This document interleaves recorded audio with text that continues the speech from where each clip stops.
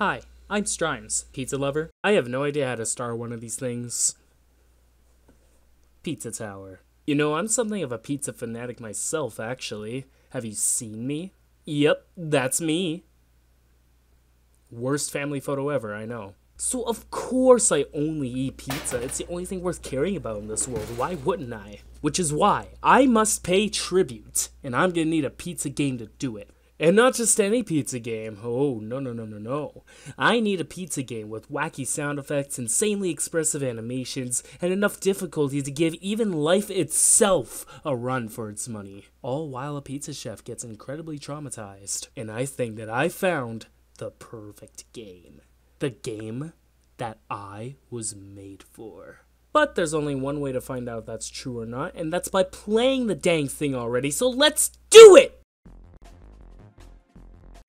Oh, I get it already, like pizza sauce. So Peppino here, he's a loser. He's in debt. He needs to pay off his debt. What a loser. But oh no, here comes this evil pizza guy. Ah! Just saying, if this happened to me, I would probably have to convert to burgers. I gotta say, already the intro animation looks great. Feels like it's just taking all the goofy attributes of the Wario Land series and just amping it up to 11.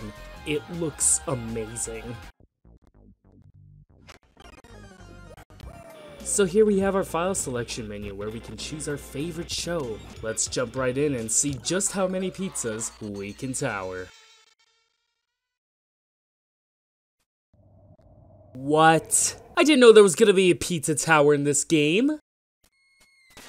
Okay, this is amazing already. These controls right out the gate are so fluid. And look what I learned to do already. I can really appreciate having an area like this just to get used to the controls on your own before going into the tutorial level. Especially when the controls are this fun to mess around with. Like, look at how much of an idiot I'm being right now. But of course, once you go into the tutorial level, oh my. Ever just have someone ask what you're having for supper and you want to say pizza, but you end up saying the Pizza Tower tutorial level? So by the way, one thing I gotta mention, hang on.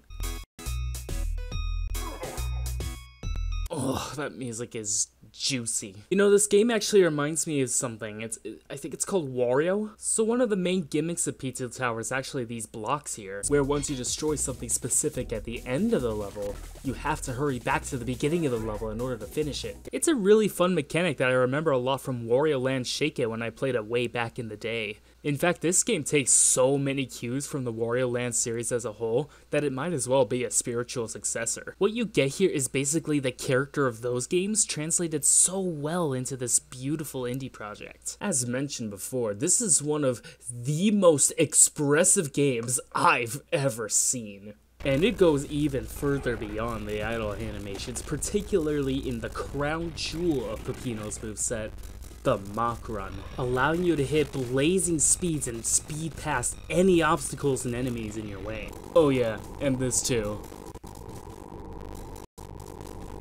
What this actually does is allow you to do a super jump, which will allow you to go as high as you can until you hit a roof. Extremely satisfying moveset all around, especially when paired with the animations. But I did have a little bit of a problem. For whatever reason on my controller, whenever I would do a Mach Run and go to run on a wall by holding jump, it just wouldn't let me do it. And yet when I run into this wall over here, it works perfectly fine. I can't tell if this is a controller issue or not, because whenever I go to change direction during my Mach Run, it also doesn't let me turn. I even went into settings later on just to see if there was anything that could help me with that, and sure enough, I'm beyond help. So I ended up switching to keyboard controls, and while it works, let me just try to explain what it's like controlling a platformer using a keyboard. Find the circumference of this fractal without using your brain. Now that we have all our little friends in order, it's time to destroy John the Pillar. It is time. Now it's time to quickly head back to the beginning of the level with new obstacles in your way before time runs out. The swelling of the iconic music here is what truly makes this exciting and in some ways nerve-wracking. Like, what's gonna happen if the timer runs out on the future levels? Alright, so, fun fact about me, I procrastinate a lot, and this video has been in development hell for quite some time because of poor planning. For whatever reason, it took about a month for me to get back into the game again and actually finish it, and hopefully this won't happen for future games that I play. But This caused me to do something extremely embarrassing. I missed the first level. I swear, on the first day that I played this game, I meant to go back and see what that was, but I guess it just didn't happen. So anywho, I finally got back to playing the game and promptly started chasing this dude and his soon-to-be pet rat before heading into the second level. Oh yeah, we're going! So here we have the second level. Pizzascape. This one's pretty good for messing around with your movement, which, as stated before, is incredibly fluid. It's all medieval themed as well, and the art assets really look the part. It even gives us our first transformation in the whole game. You gotta love how we're only this early on, and the game is just finding any excuse to throw new things at you. Oh, like converting to religion! And sometimes, like religion, you gotta avoid it like that to get the best things in life. Like more points to up your ranking. Very smart level design there. Oh god, he's dead! Speaking of your ranking, it's actually, ultra important. Your score is how you get the best ending in the game. Finding all the collectibles, killing all the enemies, and achieving P ranks on all levels, on top of other variables, will net you the best ending possible. It was really as simple as that. I mean, can you name a single modern game where the score actually matters these days? It's mainly a holdover to attract gamers who grew up playing arcade games back in the day, and is usually only there just for fun. So I really enjoy the incentivization here for a change, where your score actually reflects how well you played, not whether you simply just beat the level or not. Anyway, back to the game. I got the janitor. He's used to unlock doors to find treasures hidden throughout each level, just like any good janitor would. Dude, the level of detail in this game is so immaculate. Even the little Toppins get into this sort of panicked state, and it's just so cute. You even get some NPCs guiding you through the level back to the start. Just one of the few reasons anyone can play this game and love it. Although I don't know why Mr. Stick is doing it. I thought he was the bad guy when I saw him in the lobby. Let's just say he only cares about your money. And upon completing a level, you get Bach! That was fun. Now on to Ancient Cheese.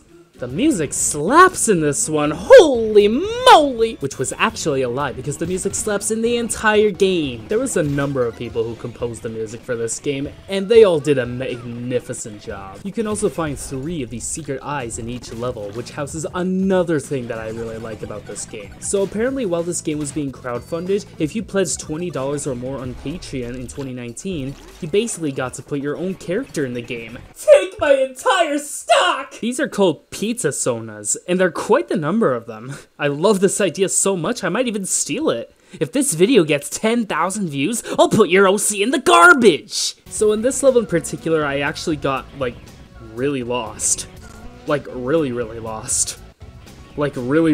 It actually took me a while to realize I was going the wrong way because there were no enemies anywhere. In fact, I couldn't really tell you why, but this level just gave me so much hell for some reason. I was definitely still getting used to the movement at this point in the game, and because of the fast-paced nature of the game and the controls, yeah, it took a while, but that was entirely a me thing, because when you mess up in this game, you mess up. It doesn't ever really feel like it's the game's fault that you messed up. You simply just have to get better along the way, and it makes it feel even more like an adventure.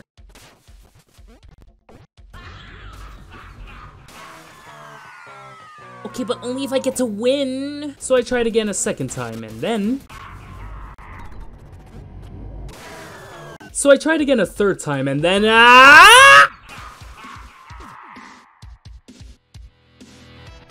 well, that was an A for And hey, so by the way, did you know that Peppino wears clothes? And you can change them! Hang on, let me just pick the right outfit. Here, not that one, not that one, not that one, not that one, I don't really have that much to say about this one. It's alright. I got an A for amazing explanation! And that was all the levels in floor 1. Now it's time to pay Mr. Stick to rent a boss gate. Oh, say cheese much?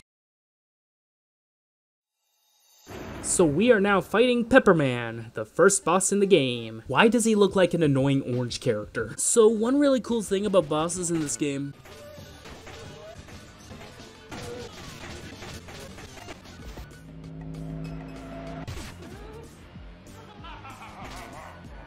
I love them. Two phases of the boss really forces you to learn the patterns, as well as give an excuse to throw so much more crap at you. Like there I could barely tell what was happening! But of course, the reward for beating the bosses is... it is... it is... delay of game! Your reward for beating the bosses in Pizza Tower is getting to beat the boss. And yet, that was a B for bodacious. And now we have the key to the second floor. Dude, I knew it. The second world is always a desert. Even my second life was a desert. Oh man, I left my water in the car. Here we can bear witness to PETA not having it. And hey, here's the guy I just beat up. Here, dude, let me rub some salt on it. If you scratch my back, I will scratch yours. Dude, I can't quite reach it. Help? All right, enough screwing around. We're going to Oregano Desert, and this is where the game gets really interesting, introducing tons of new gimmicks here, including Pizza Mart, which is actually how you get the toppings in this level, and this hot wing transformation. Yo, love a good transformation that can actually alter the player character's physics. Forces you to have to think differently about how to approach an obstacle. Yeah, could I also get a pack of, cigarettes? Sure. What kind for you, sir? The kind that makes me a better idea haver. I love the first time you see the cows because it's introduced so nonchalantly, like, yeah, there are cows here. Of course there's cows here. I know what I'm doing, said the level designer. In fact, I'm just gonna put 3 cows in this one spot, and that's gonna be the first time the player encounters the cows, and it's gonna be amazing. And then you go to this random spaceship, and there's just more cows. I got a B for beef stew. As well as a doctor and level design featuring cows only. Like, what am I meant to do with this? Hey, I know, let's go die in the waste yard! Or we can do something awesome like surfing this corpse across the level. I can even turn into a Pac-Man ghost. Got an A for abusing the dead. Now it's time to go to the fun Mort the Chicken? Mort the Chicken is a platform game developed by And Now and published by Crave Entertainment. It was released in North America on November 30th, 2000 for the PlayStation and later released in Europe on January 19th, 2001. Well, at least that's what it says on Wikipedia. Nobody knows who this character is outside of Pizza Tower, which just makes it even funnier that he's in the game. I mean, of all the characters you could have gotten permission to put in the game, and it's from an absolute commercial failure. I mean, if you really needed a bird character, I'm literally right here. B for Best Opportunity. Fast Food Saloon. This is what drinking does to you, kids. This one has another fun gimmick for getting the toppings in the level. You gotta race this toy camel, and if you suck like me, you'll lose. And if you do lose, there's nothing you can do. But if you win, oh boy, flabbergasted central over here. You also straight up get to ride a sausage, and this tremendously increases your speed. Really fun level, this one. Got a B for Burger King. I get cravings. Time for the second boss, the Vigilante. And this one's a great boss fight because you get a gun! You gotta shoot the Vigilante in order to get his health down, but because of his incredibly fast-paced moveset, this is easier said than done. Coupled with the music, this boss battle is actually great, but I can't land a hit on him here, and believe me, I tried everything.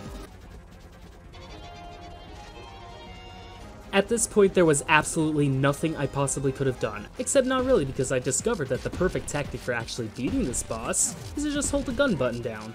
And sure enough, pictured here is him giving up and letting me win.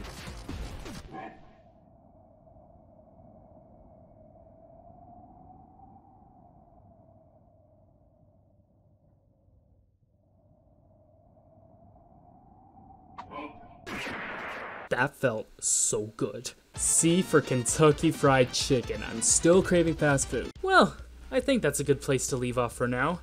But man, I am enjoying this game so much. Would you believe that I'm not even halfway through the game yet, and yet everything so far, every little gimmick in each level so far, has been extremely unique and fun. It really reminds me of what video games should be. Just plain good fun that anyone can pick up and play and enjoy. I swear, not every game that's coming out nowadays has to be this bombastic interactive movie type adventure. All you need is a good simple premise like this, coupled with fun, engaging gameplay. I feel like people really do forget sometimes that the point of video games like this is because they're fun, and it doesn't need a reason to be enjoyed. You just have to want to experience it. I can't wait to pick this game back up again.